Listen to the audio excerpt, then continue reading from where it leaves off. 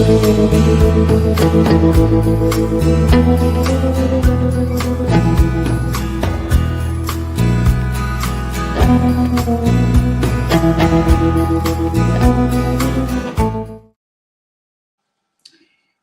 here we are again, ladies and gentlemen, or should I say solo viewer right now for episode 5.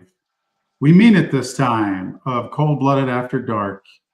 That's right, guys. We didn't get our shit together last week, but we got it together this week, at least enough to show up at the same time, at the same place. So here we are, everybody, or every person.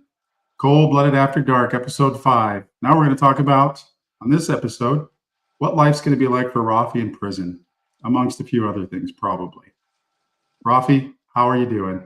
Well, right now I have my ankle monitor, so I can't leave the perimeter of the house, but at least I have my snakes, right? So living For the the time dream. being. I got rid of all the soaps of bar, like the bar of soaps in the house, so I don't have to worry about that. Like Well, no you know bars of.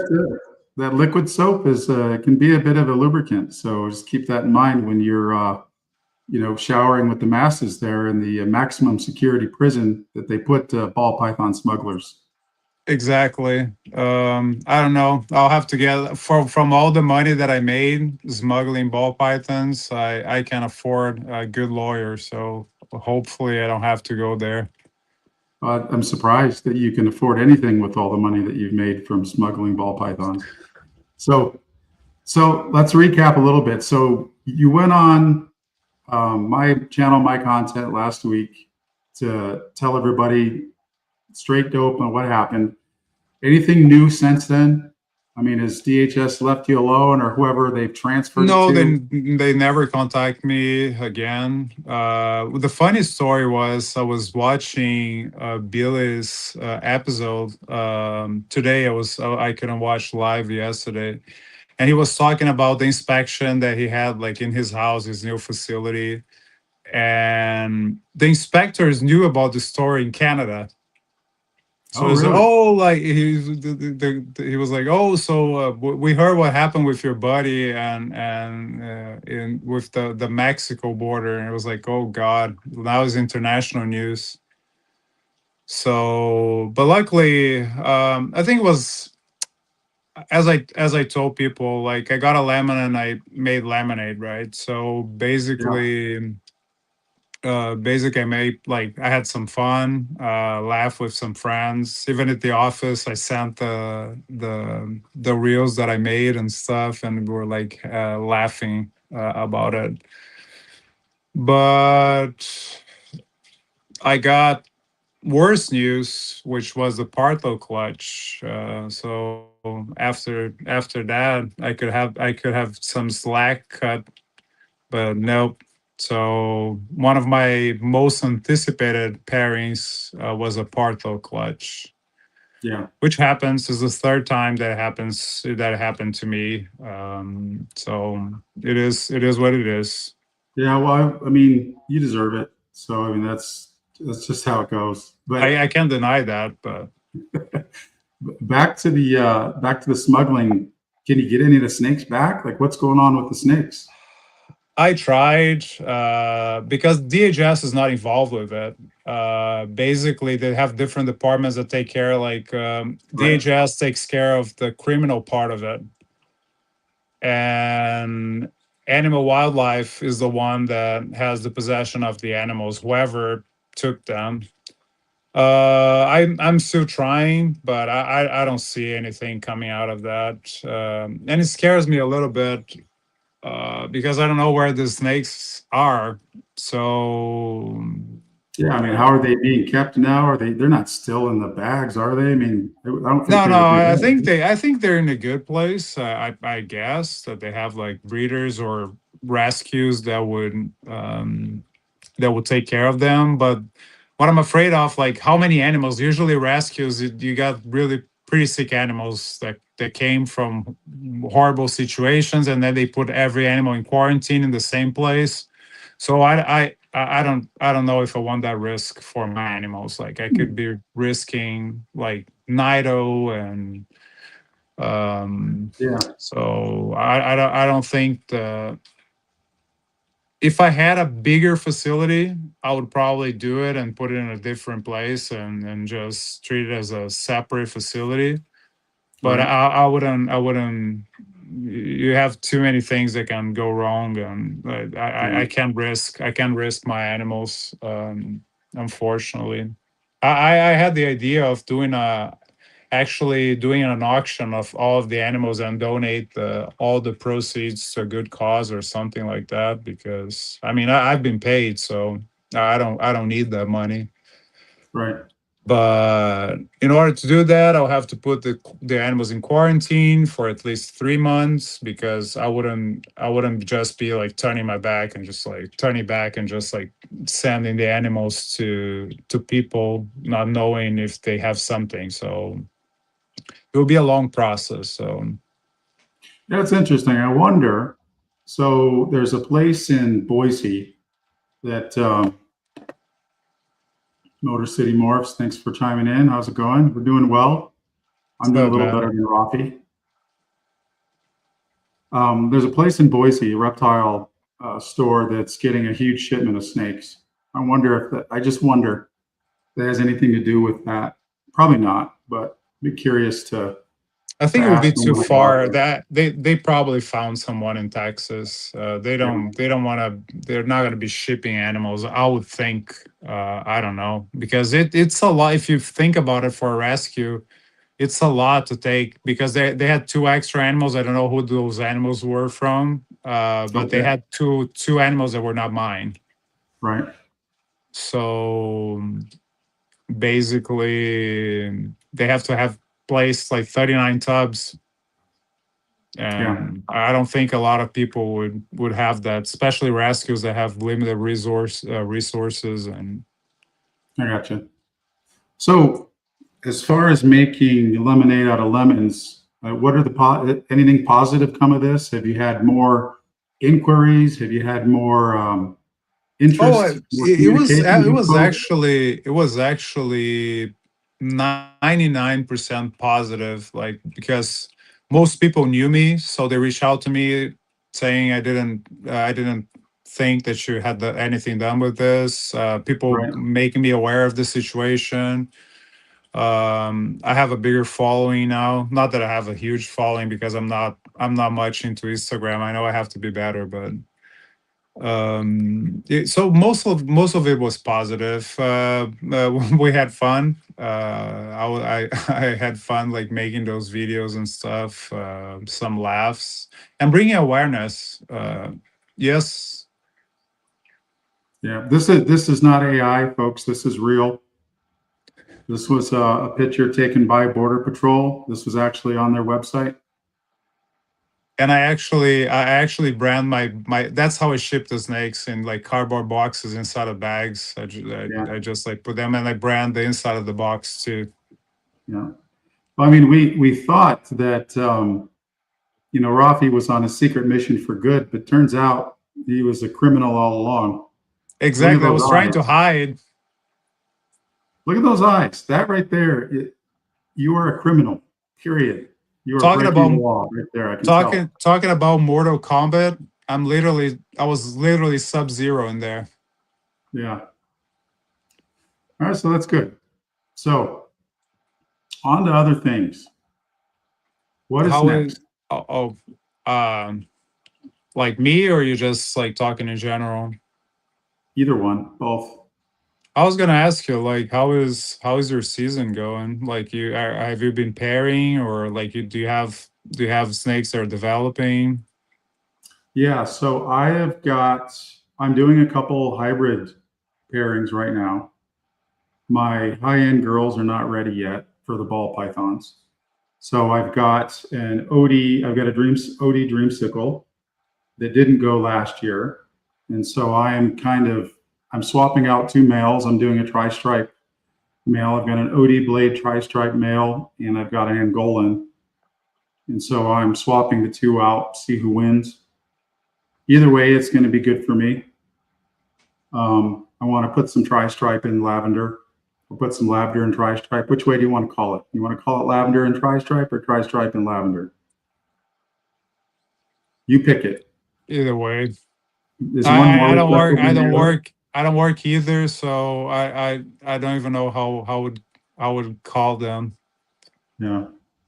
Then the tri-stripe male is going to. He's a het clown, so he's going to one of the proven breeders that I picked up early. So she is a leopard het clown. Something else. I forget what else is in her. I have to go look at her card. And so that's pretty much it for right now. The other lavender girl, she laid later, so she's not ready this year. So I'll just keep feeding her and I'll hold off next year. Next year I've got quite a few girls that will finally be ready. So I'll be looking at potential sunset clowns. Let's see, what else do I've got? I've got a lot of OD red stripe yellow belly girls that will be ready for the tri-stripe.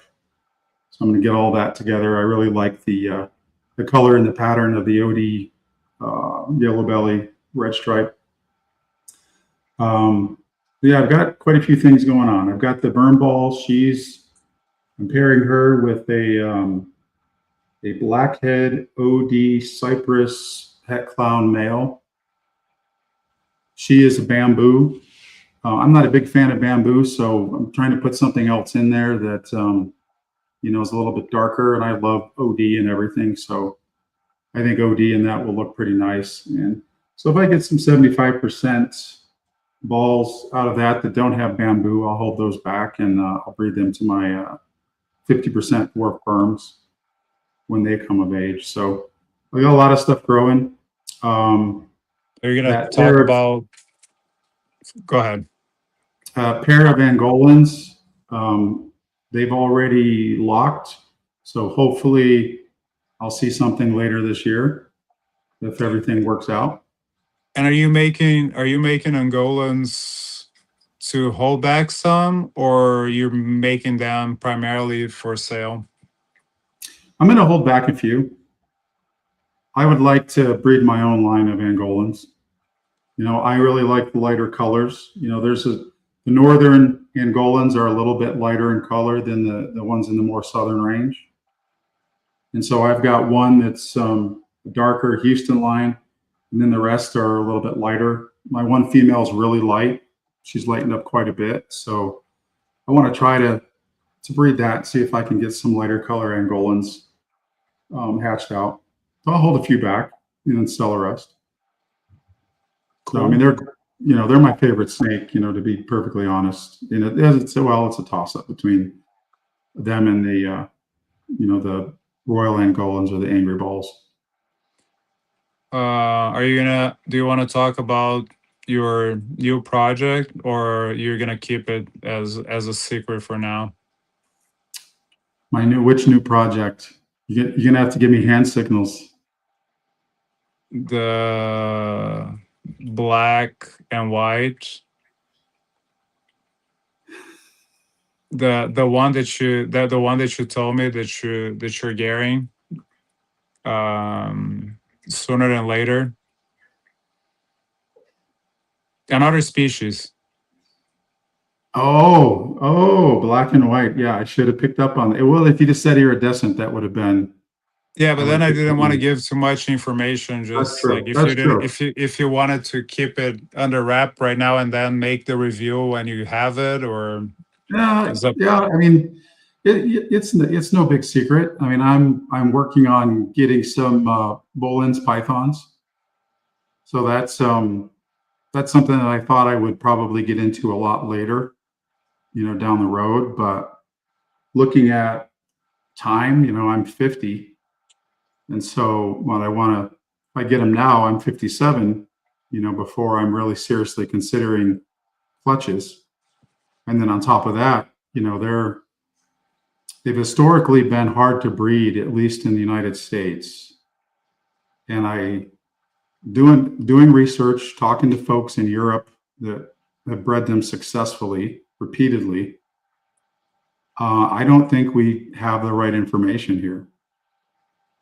And I think that there might be, how do I put that? I don't think they're any more complicated than any other Python, right? You have a set of parameters, temperature, humidity, daylight, right?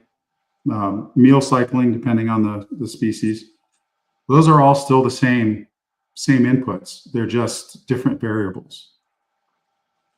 Incubation is typically 88, 89 degrees for most of what we typically breed here. It's not the case for Bolins. Breeders have said they incubate at 88 degrees, but they get 16 eggs and they get 2 hatchlings. Yeah, it was actually was I don't follow snake discovery a lot, but I saw on a thumbnail that they have a pair of black-headed pythons, and they visited actually a facility of a breeder, and there are very different aspects. Like, we're used to submerge ball python eggs into water, right? We keep the humidity at 100%, and he was explaining that it has to be actually fairly dry for the black-headed pythons. I mean, you could guess Australia, right? So he puts actually like dry perlite on top of vermiculite, and he just lays the eggs on top of it. And he's incubating in like styrofoam coolers inside of the cooler. So it's very interesting, and Is he he has to managing the do. temperature or is he just leaving it? He mentioned the temperature, but I was doing something else and I didn't pay attention. But it's not the same temperature as other pythons. Another thing that was interesting is that it's almost like boa breeding. So November he cuts off food and he start feeding back in March, and they leave the male with the female for the entirety of the 4 months. Yeah. And he just like register the locks that they have. So it's interesting to hear about other species. I was not versed in black-headed pythons at all, so I like to watch different stuff on different species, Yeah. I mean, especially because. you just have to find what the parameters are. I mean, after that, it's just, systems engineering.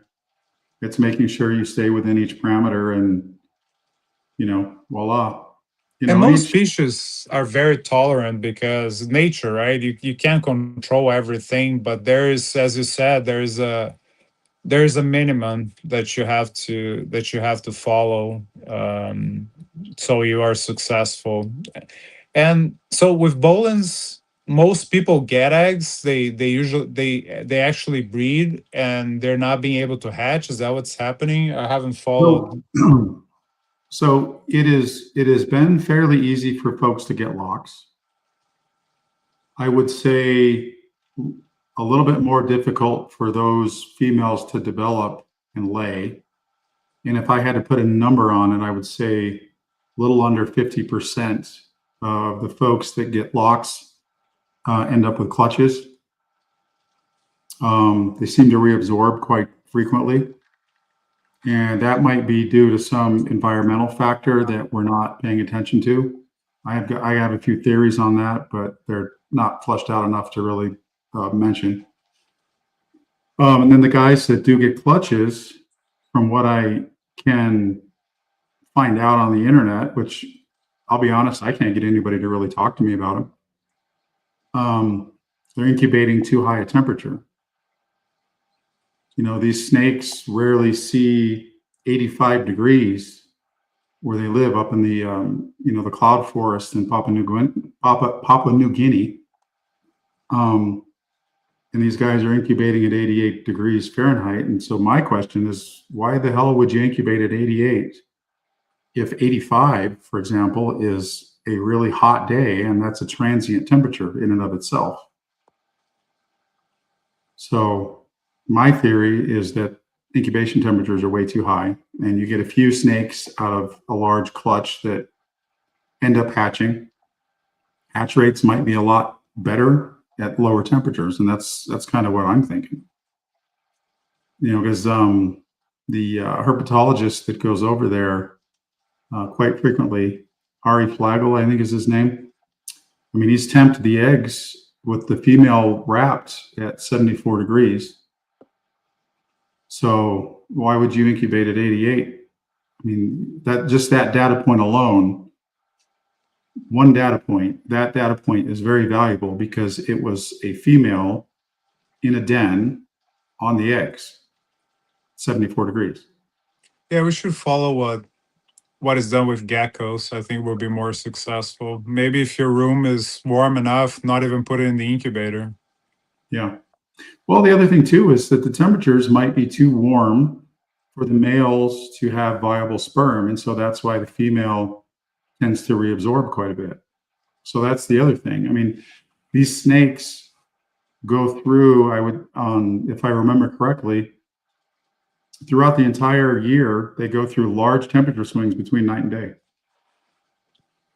We're talking 75, 80 degrees during the day, 50 degrees at night. Yeah, yeah, and what people will take into consideration, they say, oh, you have to keep your males at a lower temperature or you're gonna cook the sperm. That's true. But if you have a smaller tub and your temperature is constant at 90 degrees, for example, it's very unlikely that she's going to develop follicles too because it's too warm. Yeah. One time on my lower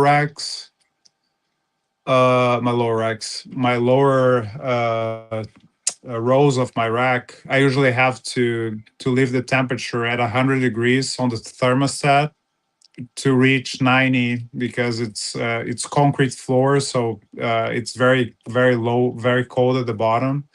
Right. And I forgot to change um, when um, when summer came in. It was still 90. It was not hot. I once in a while I temp my tubs, and but she's lugged out because it was too hot. It was too hot. It was not, the temperature was too high for her to mature the eggs, and so that was my mistake. Well, I mean, that's why they bull wrap, you know? And like my OD dreamsicle she's notorious for sitting on heat, and she's been at the front of the tub for 2 months, like exclusively at the very front of the tub. So and she's developing follicles. I mean, I am in a cycle, and it's interesting because you talk to different breeders in different parts of the country, and their seasons are like always different. Like my season doesn't even start until March. Like if I go through at the beginning of March and I ultrasound everybody, I am lucky to find anybody at 10 millimeters. But I start pairing as the day gets longer, and everybody develops throughout the summer.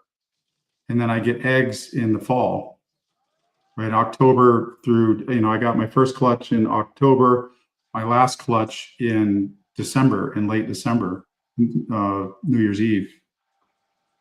it's So, funny because my latest clutch ever was December 31st for the year, right? yeah, People say that they breed all year long. I tried, but none of my females will build. Like, it's not that I don't try. Like, every single month is like religion. I ultrasound my females that are up to size, or if they have laid on the last 6 months.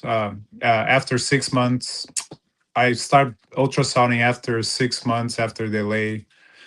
So I start like keeping track just to see how their yeah, that's development is. exactly, yeah, A lot of females don't breed. So I usually get my first clutch in January. And then they hatch in March, just like they hatch. right. And my last clutches usually are like October. My latest one was December 31st. So do you So have natural light? Can natural light get into where you have your snakes?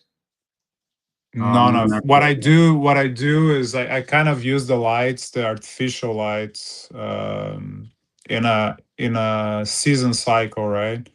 Mhm. So I have them hooked up on Wi-Fi. It was interesting because the breeder of the black-headed pythons does the same thing. So I have it on Wi-Fi, and as the sun comes up, the lights turn on by itself, and then as the sun goes down, unless So I'm cleaning, yeah, then they so have yeah, to. I do the same thing, but it's interesting if we're on the same cycles. Although you're in Georgia, so your winter days are going to be longer, and your summer days will be a little bit shorter than mine, right? Because I'm up, almost to Canada. But yeah, so I have my lights on the same thing and the dawn to dusk cycle, and that varies throughout the year. That I'm a firm believer in just trying to mimic as much as of nature as you can, although they're equatorial.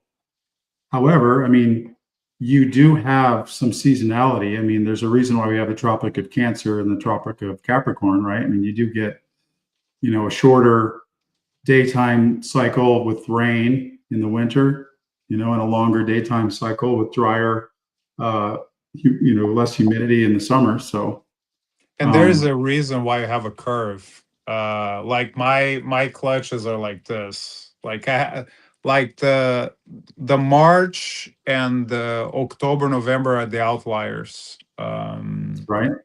Plus December was hatch day, just for you to understand. So the last clutch that I had was October, like late October, for laying. But usually it's July, August at the most when I have my last clutch laid for the season. But Wow. the majority of them are I usually lay between May, June. See that? So that makes sense to me because the hatchlings are being born in spring, summer, when food is technically abundant, and mine are being born in the fall to winter. Do you think you're gonna And have any changes being in a new house with different temperature gradients or? yeah, I mean, I already see big differences. I mean, one of the things that I talked to you about before, and this is, not related, well, related to snakes, but not directly, was my ASF production. So I had let the room get colder and I wasn't paying any attention because, you're in the middle of moving and everything else. And my production went to zero. Yeah, And ASFs are very sensitive to lower temperatures when it comes to breeding. yeah, and so I was in like the mid 60s, which I mean, I talked to some people and they're like, yeah, that's still fine. But what I've read is that, you want to keep it at 75. Once you start dropping below 75, production starts to wane. And I can't say for certainty that that's the only reason because there are a couple of things that I did at the same exact time. And I wish I had thought about this because I'm paying for it now. I have to drive to Boise to get ASFs and restock everything. Um, I switched their food at the same exact time. And well, I don't know why I did this. I got in the habit of leaving the light on in the rodent room just all the time. I'm a big proponent of day and night cycling for the snakes and never gave a thought to the nocturnal rodents that I'm trying to breed. Yeah, you're basically screwing up with their hormones. Yeah. So, but why did you change the food just out of curiosity?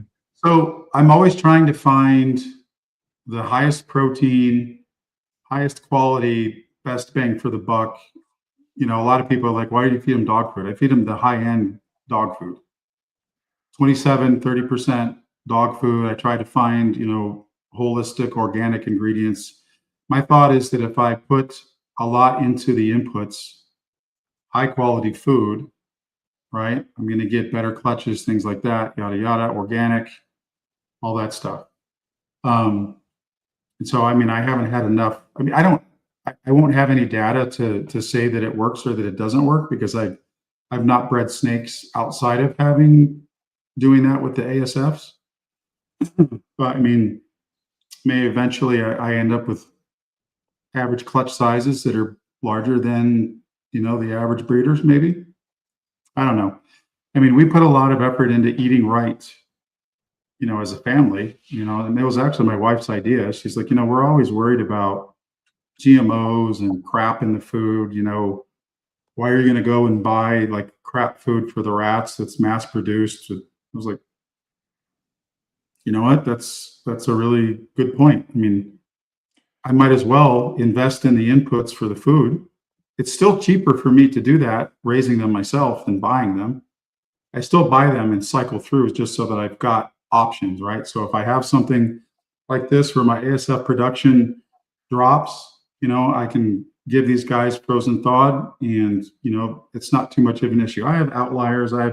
It's weird. I have a few that won't take frozen thawed and I have a few that won't take live, which is weird. Not I'm not taking live, but it's Every animal is different.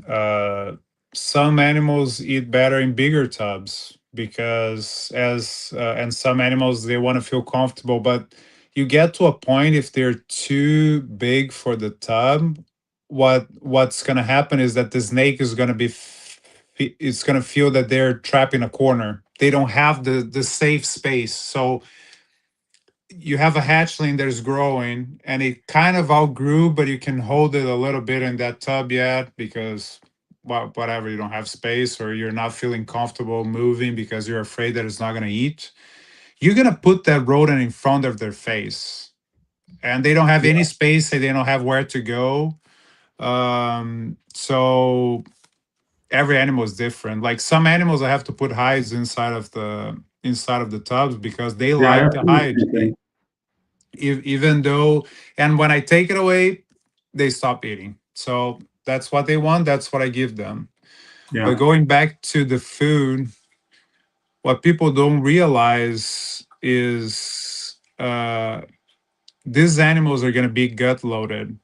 So the snake is not only eating the rodent, they're eating the rodent feed, because that rodent's not going to be fasting before you feed the snake. So the better food you give, the better nutrients the snake is gonna get, and that's the importance of the guts too. Like a lot of animals get sick when they go to zoos because they're not being fed like the big felines. Like they're not being fed the entire animal. They're being fed like chicken, and they're not eating the guts and the contents of the guts, which is important. Like if you see those animals in nature, they're eating the grass, they're eating the berries like wolves and stuff like that. So it's part of their diet.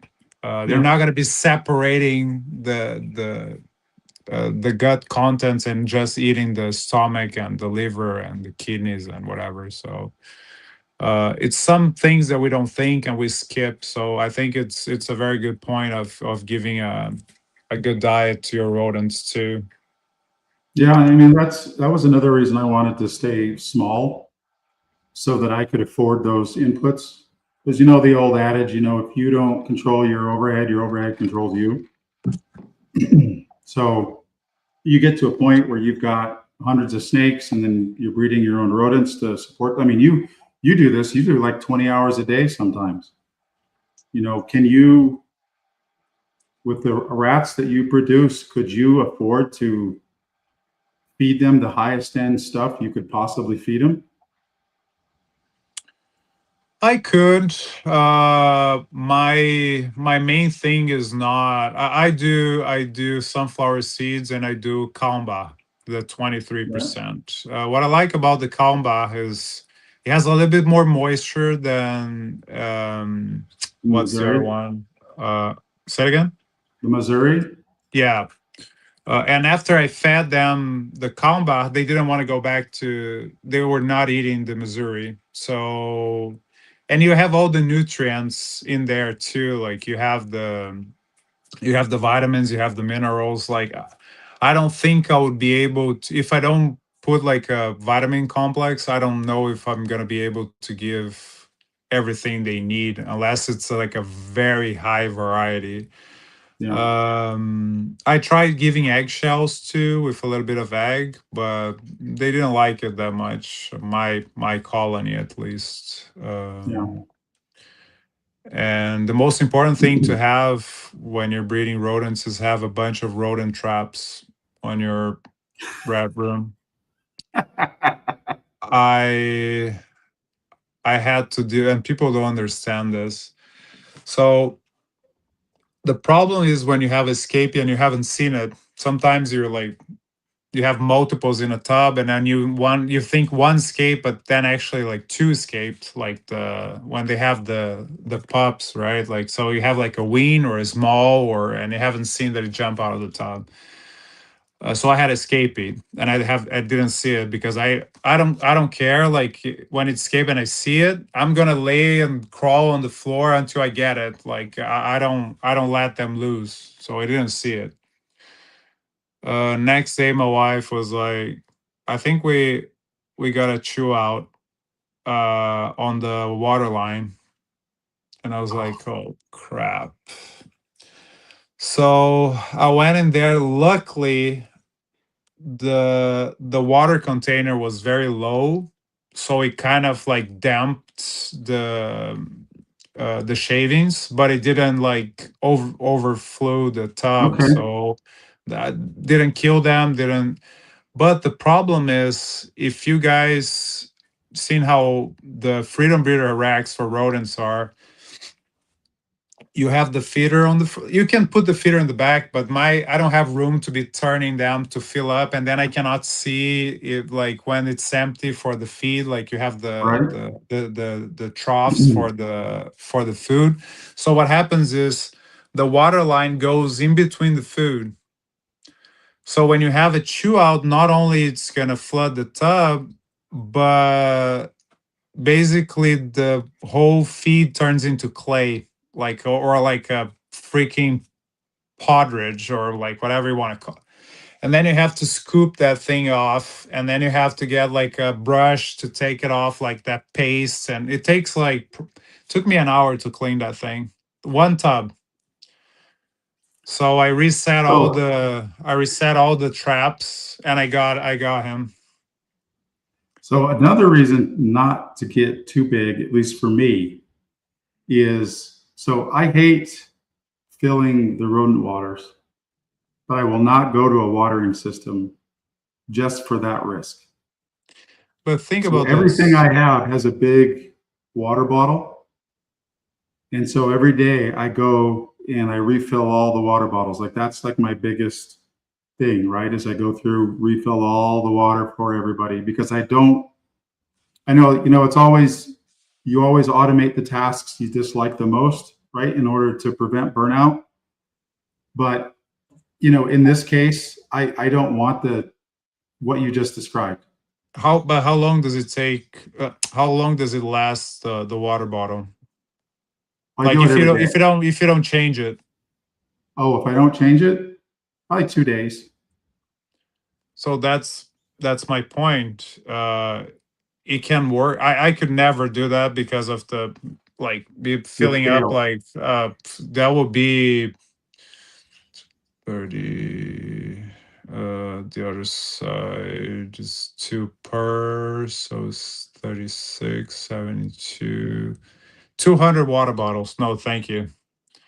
Yeah, that's, But how do you go on vacation? say it again. How do you go out for vacation? I don't. That's my point. Like my limit's 1 week. Vacation is 1 week because I don't clean before I like the day before I go on vacation. So like I clean the day before and make sure there's no escapees. and I have like temperature tracking on my phone and stuff like that. I have an emergency contact just for like if something is like crazy, Right. and I fill up the troughs like with food, and I can be like no issue. 1 week I can be out. But if I have water bottles, what I'm gonna do? Like I don't have anybody that I trust that is gonna be taking care of the rodents, and so I Yeah. clean So everything before I go on vacation. I clean every snake, like every rack, water changes, everything, and then I can leave for a week, 6 days. And usually my vacations are not the full week because I don't like to come back and just like go back to work. I like to yeah, have you one want a day day to to decompress, recover. and so that's what I do on Yeah. So that. we're going camping here in a couple weeks. And I think we're going to be gone for 3 or 4 days. We're taking the trailer and going up, and with some friends coming out from California. And I'm like, I got to figure out my water and food situation here. So, My advice is buy a bag of kamba, because it's the big pellets, right? The big like yeah, little, like the corks, and do a water system just for like you don't have to put a ginormous container. Like you put something that, let's say you put 3 or 4 inches of water in a bucket, and then you put the water lines like in the different cages just for that time that you're going to travel, and that's it. yeah, Because it's either that or you can't leave, right? yeah, So, and it's pretty cheap. I would say that if you're not going to use you either have to get the clips for the nozzles, or you have to get like a cotter pin. But I don't trust the cotter pins because like rodents are smart and they end up like pulling it off. And that's one of the things too. If it's not secure, completely secure in place, what's gonna happen? Sometimes they push it out, and that little nipple is gonna be like touching the bar, and it's gonna be constantly dripping. yeah, yeah. So So like you have to I've have got some. I got the vision cages, and I got all the water line and fittings. They're all the brass fittings, and I've got all that in a bag. I just elected not to ever set it up. So I mean, I think last resort, that's what I'll do is I'll set it up, get a big 7 gallon bucket, and fill it half full or whatever, and hope nobody clogs it I up or mean, whatever. And if you don't have a, because floods don't happen when you, either you have like worn off nozzle or nipple, whatever you want to call it, because the inside you have the gaskets is like a very old one. So I tend to replace every 2 years. I replace everything, instead of replacing the gaskets. I just buy new nozzles, and that's it. yeah, uh, or they chew off. Like they're not gonna be constantly leaking if they're new. Like after you adjust them, is very rare, very rare. yeah, It happened to me like probably once, because my stupid ass didn't. When I bought the new nozzles, I didn't check if they were like all the way screwed in. hmm, So they came loose on like during shipping or whatever, and then they started leaking. Always test that, guys. When you install it, just make sure that it's not leaking before you put the rodents in. But that was my mess for the other day, cleaning up and trying to catch. And the problem is I have a lot of things that is stored in the rodent room. So I have like a L-shaped table where we do the assembly, like um, for the new bedding. So my wife right, has like she has like an assembly system, and she has like the pallets, the shaving, and the sunflower seeds, and she like put different, like, and then she stacked them up. And so what happens is after everything is assembled, you can't pull that thing. Like it's a tower of I don't know how many tubs, and then it's super heavy. You're gonna break the tubs if you try to pull it. So they hide behind it. If you have escapee, you can't be like, it's not like a, and that's my goal for the new facility. And I'm thinking of something when I'm working on it. I'm kind of gonna make like a little pen around where I'm cleaning. So if they fall on the floor, they're gonna stay in between, like maybe like a 4x4 or 4x6, something that I can Right. disassemble. And if they fall, they're not gonna be like running around. So, or I'm gonna do something like underneath the racks that they can like go behind it. I don't know yet, but I have to figure out something because sometimes the tubs explode, as I say, or it's like popcorn. Like you open that tub and it's just like it looks like a waterfall. And I prefer to clean rodents during the day because they're more lethargic.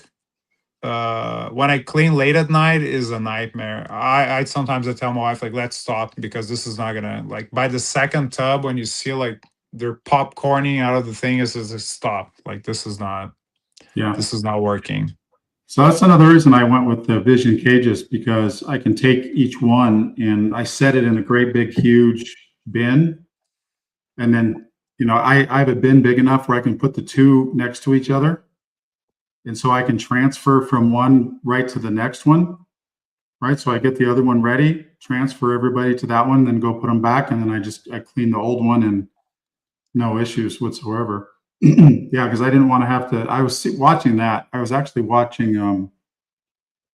I think it was a Rice Reptiles video, and they were going through and like doing their rats, and I was like, man, they got to be jumping out all the time. So I don't.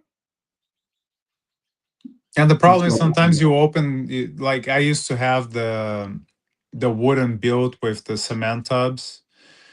And sometimes what happens is as you open the tub, they turn back where the foot is and they go over it and then they grab like the wire mesh and then you're just like trying to it's like no, like I can't do it.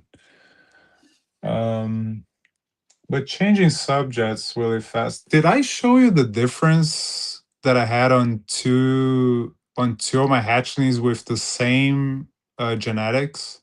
And I know it's the same genetics because there's nothing else in the pairing. The pairing was a black pastel hypo had clown to a banana clown had hypo.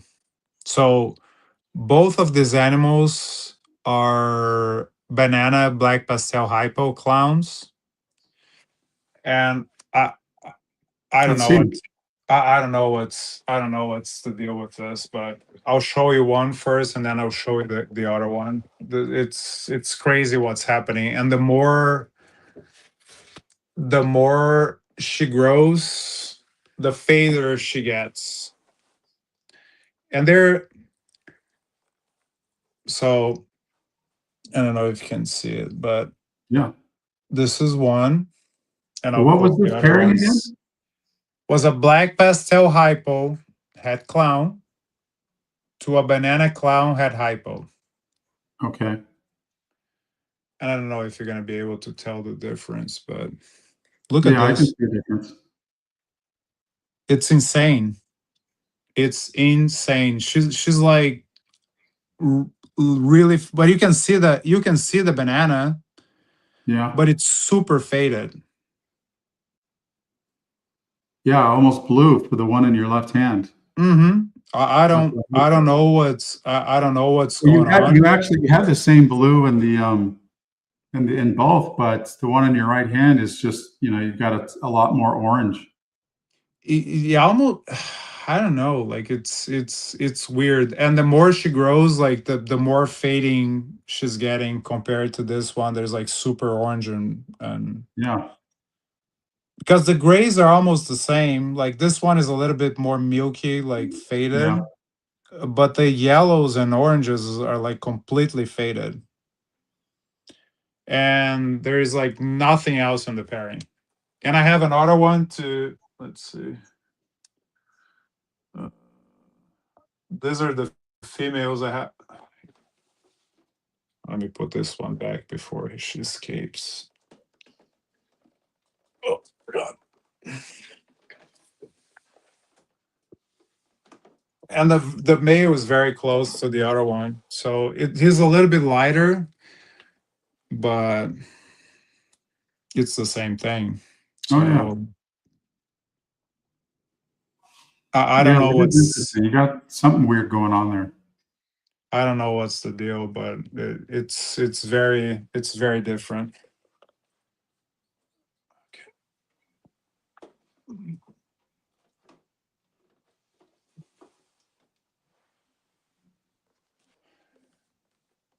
And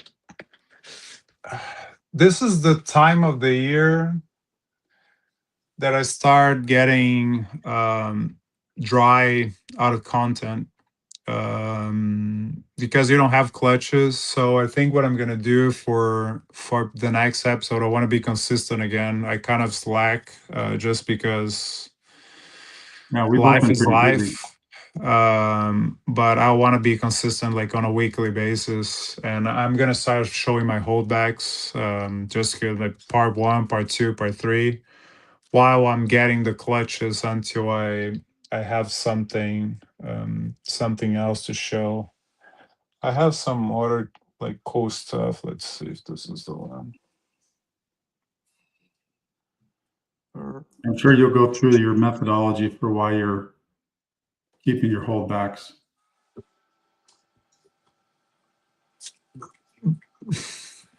It all depends on. Sometimes I always do this. I hold everything back, meaning everything back, until I figure out, like, I don't let it go before I'm certain that I'm not gonna have a use for my projects on those Right. animals. Sometimes I hold it back for too long. For example, I'm releasing some holdbacks right now, 1,000 gram animals, because I'm thinking. For example, I'm gonna release two pairs of triple hat lavender hypopides, because I'm not gonna work lavenders anymore. So why am I gonna keep them? Like, let somebody, and both of them are gonna have enchi. Like, one pair the male has enchi, the other pair the female has enchi. Hmm. And so what I'm gonna do is just like let somebody else work the project, and it's gonna be a nice size because the females are over 1,000 grams. But what I do is like I hold everything that I think that I'm gonna use, and then I decide if I think I'm gonna try to cut it shorter. I just don't want to regret that I let it go an animal that I'm gonna need, or let's Right. say that I saw, because some people say, oh, you have to hold back your females and buy the males. Depending on your project, you're not gonna find a male. Like, if you're working, like, depending on the double recessive that you're working, you're not gonna. Uh, how many monarch tri-stripes are you gonna find? Like, to breed back to your females, I don't think you're gonna be able to. So you have to hold back the double heads. Well, yeah. I mean, Uh, that's the plan. I got to hold them all back. So, and you don't want to hold back one male, because if that male don't breed, if that male dies, or whatever the reason Yeah. is, you want to be able to have another one. Yeah. I mean, I'll have to make room for. I mean, it'll be a minute, but I'll have to make room for all the hats. Dude, I love this thing. Let's see. This is and my line of chocolate is super dark. This is a OD chocolate spot nose DG. And the good thing about having both is because they're lilac, so you don't get any normals on your pairings. Yeah. Um, you like OD? Let me show you this.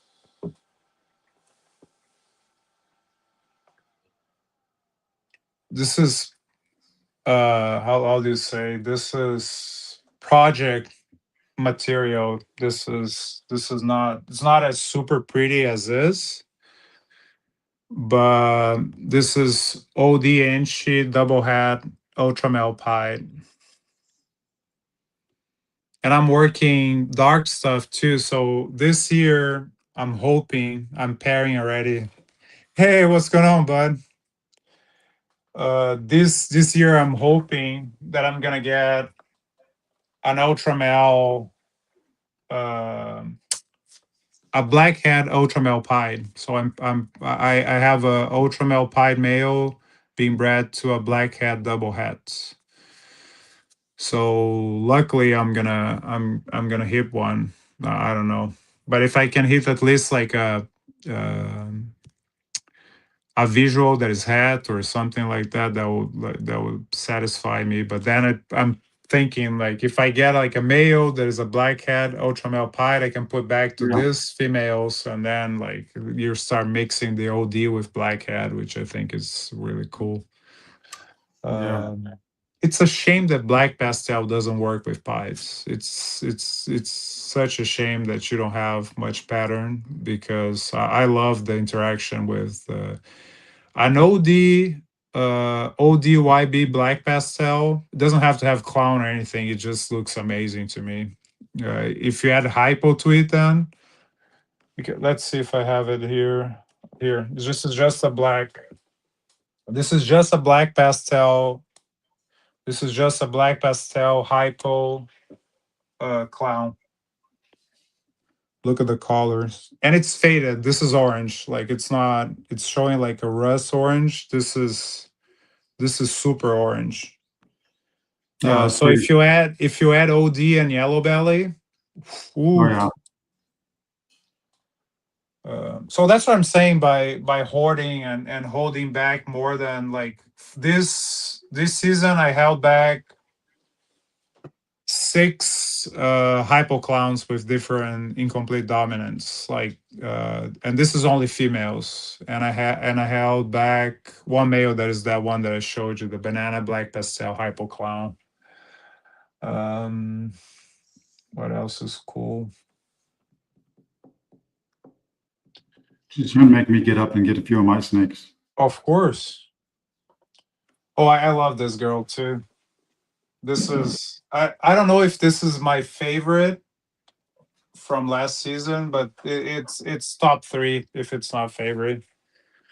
This is the black pastel monarch, like a simple black pastel monarch. So I can't imagine like putting with other stuff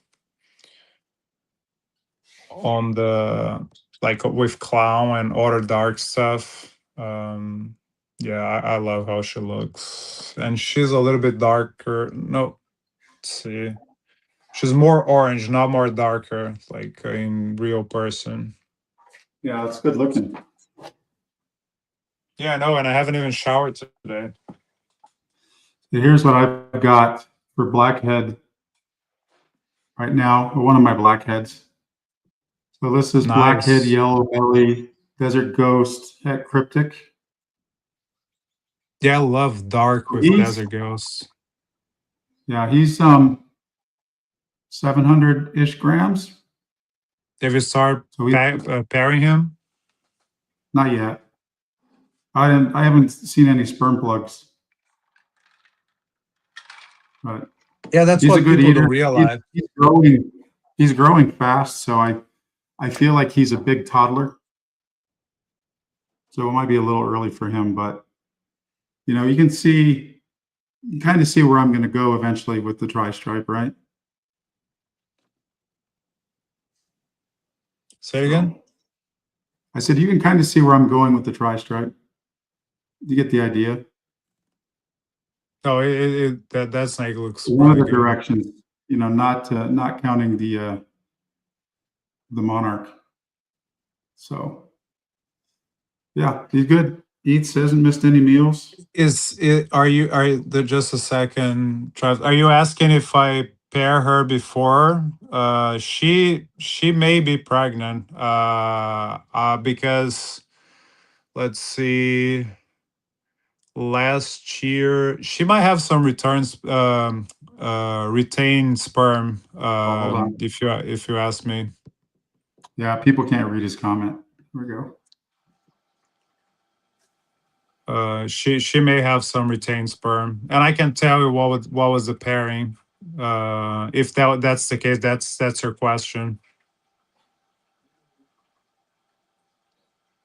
Yeah, I tell people like if I'm not gonna work that project anymore, and I'm selling the animal, I don't mind selling an animal that is like 15 millimeters, 20 millimeters, and if I pair, like if you get a clutch, I had a customer actually that got a clutch from a snake that they bought from me. So I'm happy it's the opposite.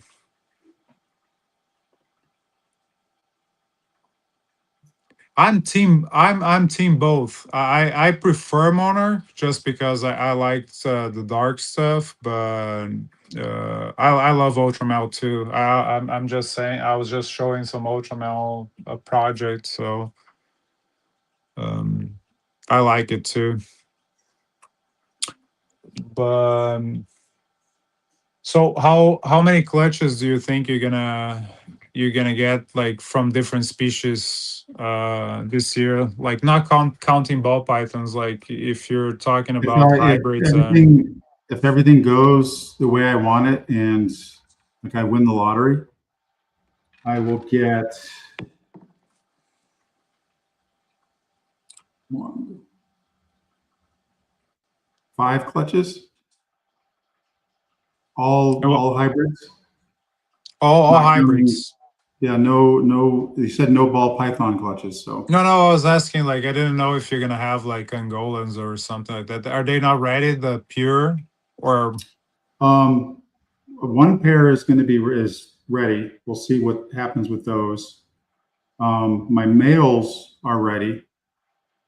My other males, so I've got a 3.5 for Angolans. Two males are ready. None of the females are. One female is ready. The other ones are not ready yet. So one clutch potentially of Angolans, one clutch making 25% burn balls, um, and then 3 clutches of F2. Well, 2 clutches of F2s if possible, and one clutch of F1s for the Royal Angolans Angry Balls. and are you planning to if you get burn balls, are you is your intention to keep any? Yeah, so I'm going to hold back everything that doesn't have bamboo in it.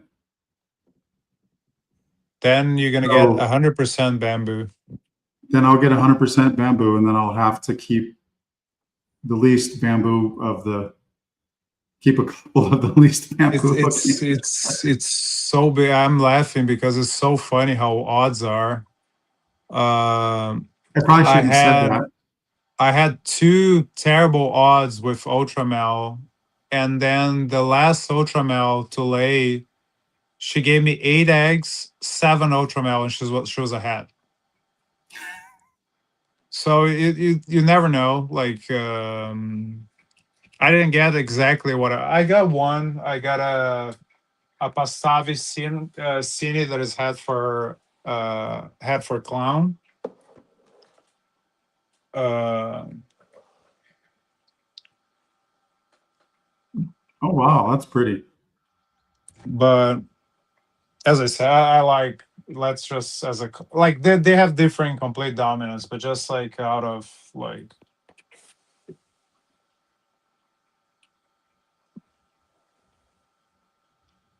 I can't say that I like the this one better than this one. They're Yeah, both pretty, but I like the darker tones of some monarchs. Maybe I will split my projects right now. I'm working both on pies and clowns. Maybe what I'm gonna do is focus monarch on clowns and then pies with ultramel because to be honest, I like ultramel pies a lot. I think they stand out a lot. Maybe go. I never had hypos before with ultramel. Maybe try hypo. Like some people are against it. I like them both, yeah. with and without hypo. Portuguese pythons, they said they don't belong together. I think it's To me, it's similar to what you get from Candy and Candino. I like both. Like I like the brightness that you get, like the lavender tones that you get with the Candino when you add the albino to it. But I also like the candy. So I don't work any albino. I have some candy. I have some candy pies, and this year I'm shooting for candy clown pies. I have clown pie head candy to candy pie head clown. So we'll see. Like the odds are not horrible. So Yeah, it's like, I've got a big pied male with none of the genes that you need. That I'll be selling him eventually. He doesn't fit in the plan anymore. He's blackhead Mojave Enchi yellow belly OD. I think he's a high end fella. Canova production, but he's like is high white. he's medium white. I mean, I'll get you.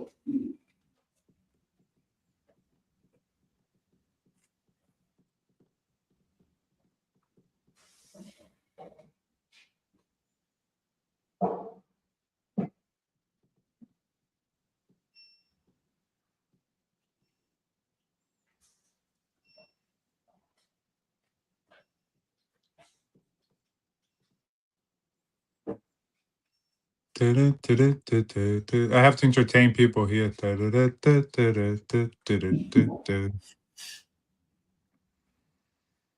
Yeah, he has a considerable amount of pattern. Say like probably like 50-50, or Yeah, almost 50-50.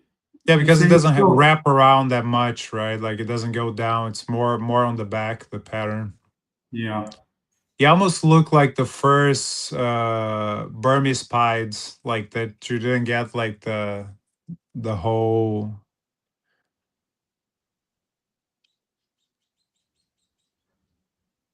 No, he's Yeah, the color pretty. doesn't do the greatest on this camera, but oh, Yeah, that's he's what you get good. when you pay $10 out of Temu for a camera. No, I don't shop on Temu. This camera was actually, I did a Google, like, what is the highest rated webcam? And like this $39 camera came up, but I don't think it's the highest rated.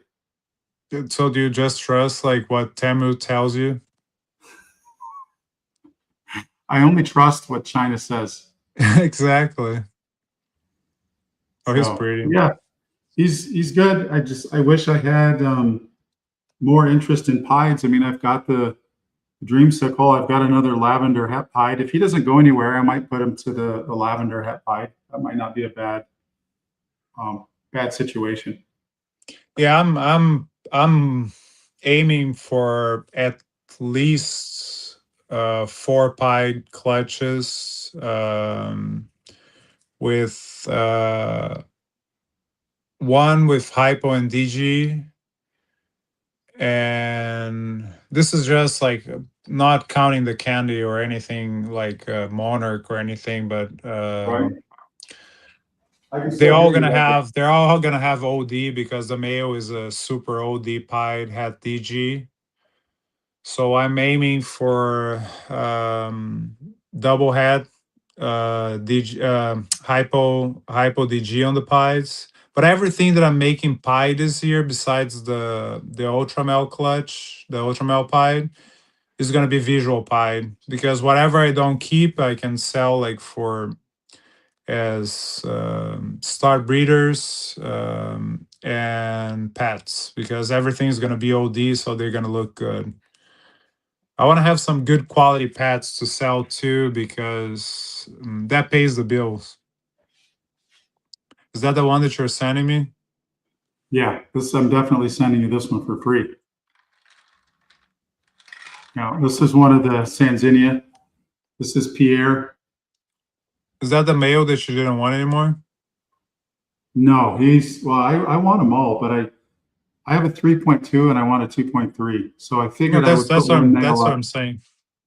Yeah. No, Not guys. wanting is not because you don't like it. It's just because you don't have a use for. Yeah. But yeah, these guys are growing good. They know they don't ever miss meals I ever. love the green tones. Yeah, they're quite. They go through that autogenic change, so they're getting ready to go from orange to the more olive.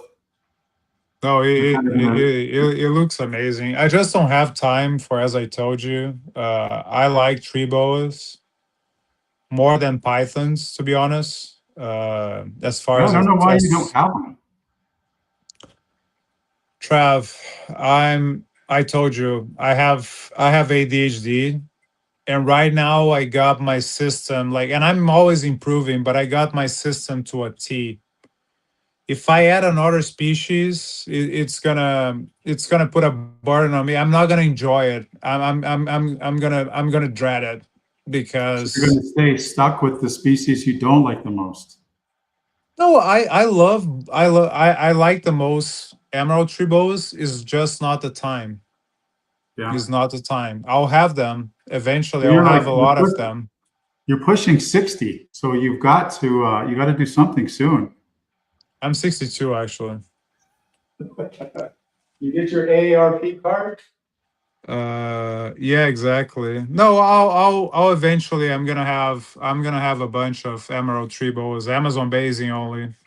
But that's future. That's retirement project. So right now, I enjoy the ball pythons. I enjoy the simplicity of the care, and I have everything like dialed in. I sometimes I might change like a little bit on stuff that I do. Of course, you're always trying to improve, but husbandry wise, besides two sick females that I have, the rest is good. Yeah. I don't, to be honest, I don't know what to do with those females. They're sisters. I got a one clutch out of one, and I never got a clutch out of the other one. They're beautiful, but they have a big issue. Both of them are tub rubbers. What I mean by that is that they get their lip and if you open, you know that your snake is a tub rubber. If you open the tub and on the corners where you open, you see like a dirty paste, like almost like a little smudge of, because they're constantly trying to, and I put in bigger tubs, smaller tub, hides, not, and they do it so hard that like their lips just like, the first time that I saw, and I treat them many times and I save their lips, it's perfect, cure. They both have like scars because they basically take chunks out of it because they keep pushing. Yeah. And I The check. Angolans are like that when you put them in the tubs.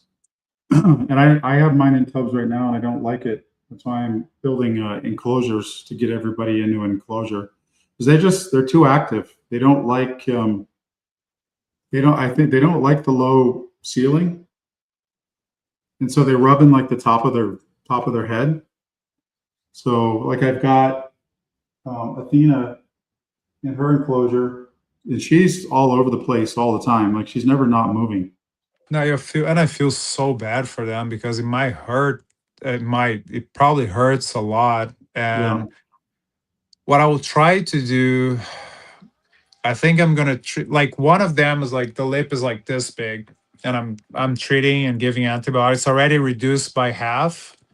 So I want to find them a pet home because they're super sweet. Try to find a pet home that they're going to be in an enclosure. I think that's the only thing that I could think. But I can't get there before they're 100% healed, and they eat good. But I had to stop like feeding, like to treat, because you can't give antibiotics and feed at the same time because I give them oral antibiotics. And it's sad, it's so stressful because then you have to like be pushing stuff down their throat and put them in the incubator. I like to always put my sick animals in the incubator. They're not sick per se, they have a they have I wouldn't call it gingivitis, but one basically has an abscess on the, and I drained already on the lower jaw, and the other one is just like, it's like raw. So it got an infection because they keep rubbing. So I'm giving the antibiotics to treat it. But Supplement some uh, colloidal silver too. It helps promote healing quite a bit, and it will oh, kill any surface bacteria or anything like instantly. yeah, I'm doing iodine, like Yeah, just to kill the bacteria, you but can I'll do try. both. The silver doesn't damage the tissue. It's non-irritating, and it's very inert. It just disrupts all the cellular whatever membranes or whatever of the bacteria. So I'll try. started using that on my dogs when they got cuts and things like that. And one of my dogs, he had stitches, and he popped the stitches, and it started to get infected. And so my wife, being a nurse, they use colloidal silver, in the hospital. And so we started putting that on him, and good Lord, that was just, it was insane how quickly everything started healing once we put that on. That's And so awesome. now, like, I have that anytime I see anything. Like, one of my girls got a mouth infection. And so I was, giving her, squirts, droppers of colloidal silver in her mouth. And I think I did it 3 times and it was gone.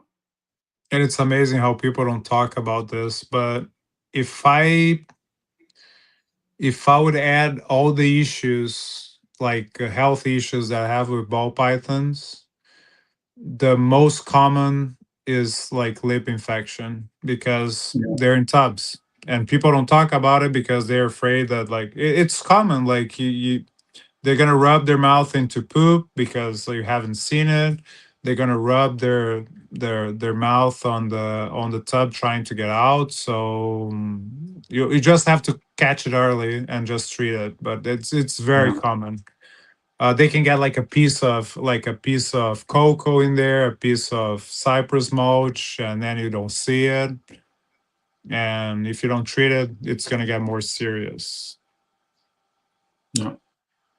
But Trav, I appreciate you very much as always. But I had 2 hours of sleep last night, and I have to travel to Maryland tomorrow for work. It sounds a lot like you're bitching to me. I'm always bitching as much as I can. Like, and since my wife doesn't listen to me when I'm bitching, I have to bitch to other people. And I think you can tell by my face, like I already have sunken eyes, but like it's worse today. You're pretty ugly, so it's really hard to tell when you're tired and when you're not. So, with that being Beauty said, is in the eye of the beholder. I'm just looking for a beholder because I haven't found one yet that finds me pretty. well, you're just lucky your wife's legally blind. Exactly. Did you watch any of these shows? No. Yeah, I don't blame her. So, well, with that being said, I'll let you get to it. And everybody that stopped by, or every person that came by, thanks for showing up. It's our fault for not having our shit together. So we'll see what we can do in the coming month. Don't expect consistency from us. We will be consistent. We'll be Not consistently inconsistent. exactly. That's That's our right. consistency. We'll do it when we are able, when life allows us. Yeah, just like, I don't know if people know like that you got a new job, and I recently lost my employee. I didn't lose her, but she moved to one of our offices in Brazil. So a lot Hmm. of the stuff that she was responsible of doing here, I have to do it as well. Like she cannot physically do it here. So a lot of the traveling and stuff. So it puts. I'm gonna be at the Masters tournament next week. I'm gonna be in England the week after, and then 2 weeks after, I'm gonna be in China. So it's just like constantly traveling. So Yeah, I it's think you need to cut the ball pythons back and just have 12 emerald tree boas in I'll get nice. there. I'll get there. Just like right now is my brain would not take that very well. Even the boas, like it's completely different. Like I have the boas in another room. Like I have two breeding rooms, and then I have the boas in another room, and it's just a whole. It's a totally different husbandry because they're Yeah. enclosures and you don't have the assembly line, right? You get the tub, you clean, and you put it back. You get the tub, you clean, change water, put it back, and that's how we do it. Yeah, you got to get out of that routine. Yeah, pretty much. All right, folks. Well, Rafi, go get some sleep. I will. Until next I time. appreciate you, everybody. See you next time.